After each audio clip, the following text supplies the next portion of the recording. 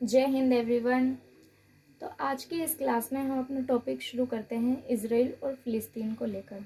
दोनों देश आपस में झगड़ते रहते हैं, दोनों के बीच में तनाव रहता है। ये तनाव क्यों रहता है, थोड़ा इतिहास के माध्यम से समझने की कोशिश करते हैं।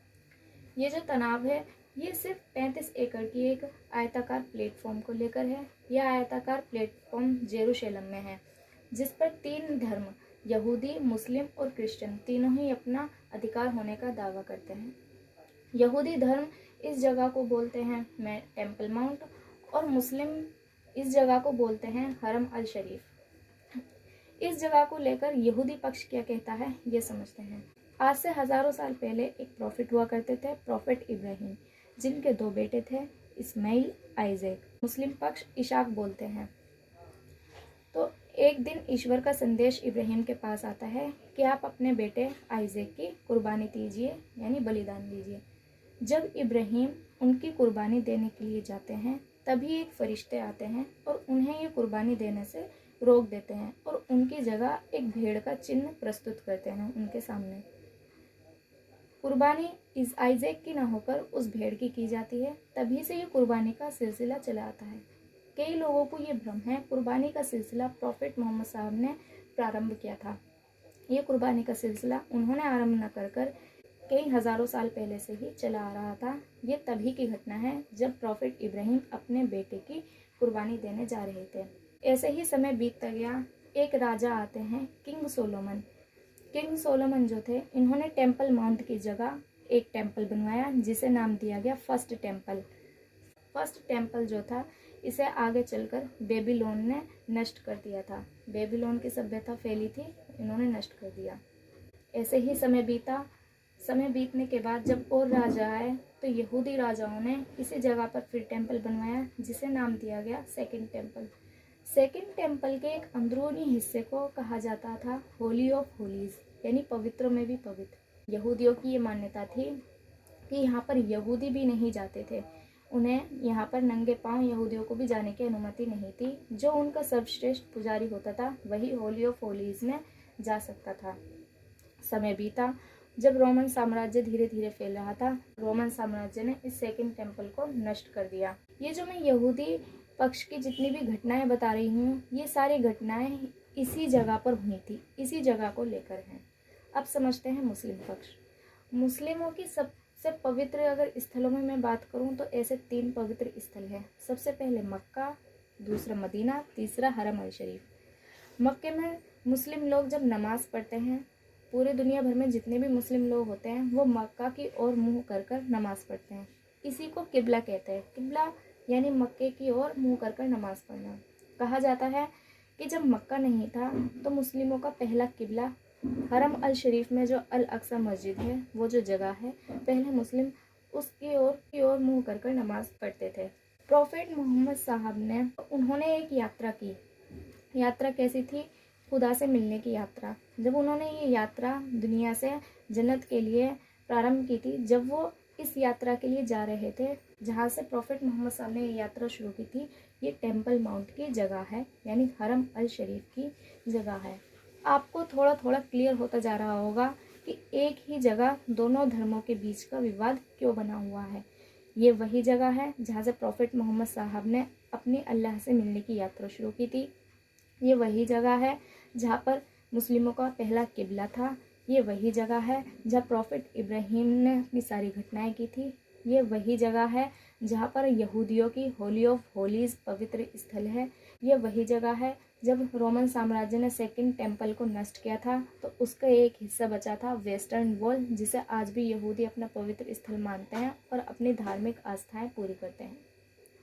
आपको इतना समझ में आ गया होगा। प्रॉफिट मोहम्मद साहब के 400-300 साल बाद जब मुस्लिम साम्राज्य जेरूशलेम पर कब्जा करता है तो वहाँ पर मुस्लिम शासन फैलता है। मुस्लिम शासन फैलता है तो वहाँ पर बनाई जाती है अल अक्सा मस्जिद। अल अक्सा मस्जिद का अरबी में मीनिंग होता है सबसे दूर।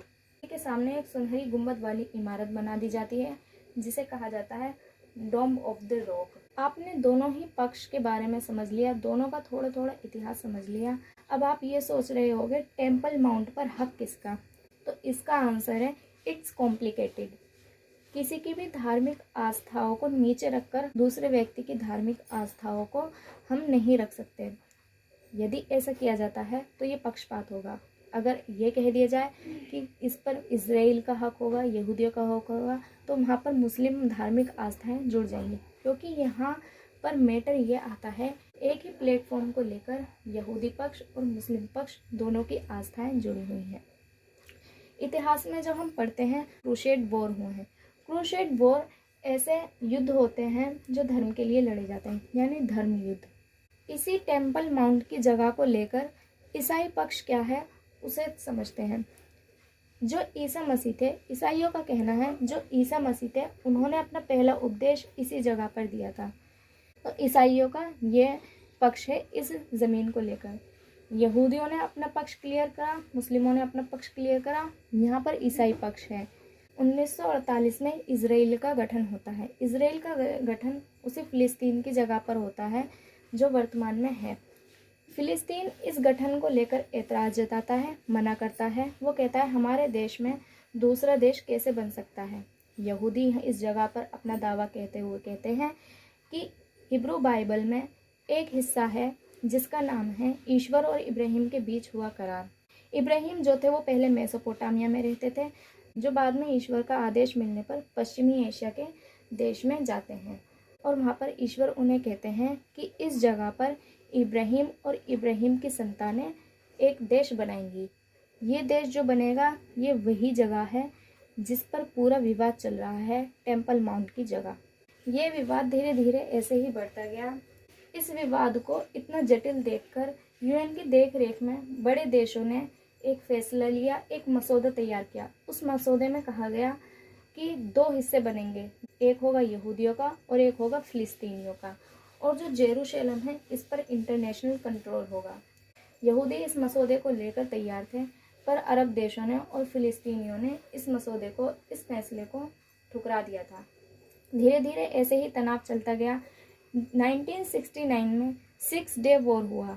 6 डे वॉर जो हुआ था वो यहूदियों यानी इजराइल के और 4 बड़े बड़े अरब देशों के बीच में हुआ था। जब इसमें इजराइल जीता था तो इजराइल ने जेरूशलेम पर कब्जा कर लिया, और ये जो टेम्पल माउंट इस पर भी अधिकार यहूदियों का हो गया था। इजराइल के एक रक्षा मंत्री थे मोशे डायन। इन्होंने मुस्लिम बड़े नेताओं से बातचीत कर एक समझौता किया और जेरूशलेम का जो अधिकार था वो जॉर्डन को दे दिया।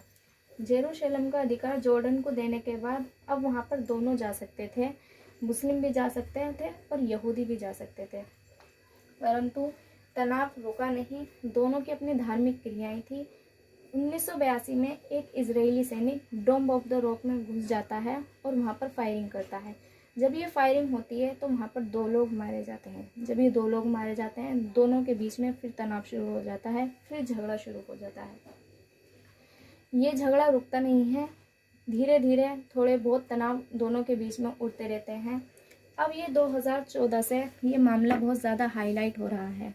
दोनों के बीच में जंग छिड़ जाती है। ये कहना मुश्किल होगा कि जेरूशलेम पर किसका अधिकार है। तीनों ही धर्म इस पर अपनी आस्थाएं रखते हैं, तीनों ही धर्म की आस्थाएं जुड़ी हुई हैं, पर अभी के समय दोनों देशों के बीच में युद्ध छिड़ रहा है। आप में से कुछ लोग होंगे जो इजराइल के समर्थक होंगे और कुछ लोग होंगे जो पैलेस्टाइन के समर्थक होंगे। इंटरनेशनली देखते हैं तो बहुत सारे देश यहाँ पर राजनीतिक फ़ायदा उठा रहे हैं, बहुत जनहानि हो रही है। वेस्टर्न बहुत सारे देश हैं जिनके हथियार बिक रहे हैं, उनके हथियार बिक रहे हैं तो उन्हें फ़ायदा हो रहा है। उन्हें ये नहीं दिख रहा है कि यहाँ पर जनहानि हो रही है, उन्हें ये दिख रहा है कि उनके देश के हथियार बिक रहे हैं, तो उन्हें फ़ायदा हो रहा है। वो कभी नहीं चाहेंगे इजराइल और पैलेस्टाइन का विवाद जो है ये सुलझे। इस विवाद को सुलझाने के लिए देशों को, यूएन को आगे आना चाहिए, इस पर एक कदम उठाना चाहिए, एक ऐसा समझौता करना चाहिए जिसमें पक्षपात ना हो, किसी भी धार्मिक आस्थाओं को पीछे ना छोड़ा जाए। तो आज के टॉपिक में बस इतना था। मुझे उम्मीद है आपको ये समझ में आया होगा। आपको अगर आज का टॉपिक अच्छा लगा है तो वीडियो को लाइक, शेयर एंड सब्सक्राइब ज़रूर करिएगा। मिलते हैं नेक्स्ट क्लास में। Thank you so much.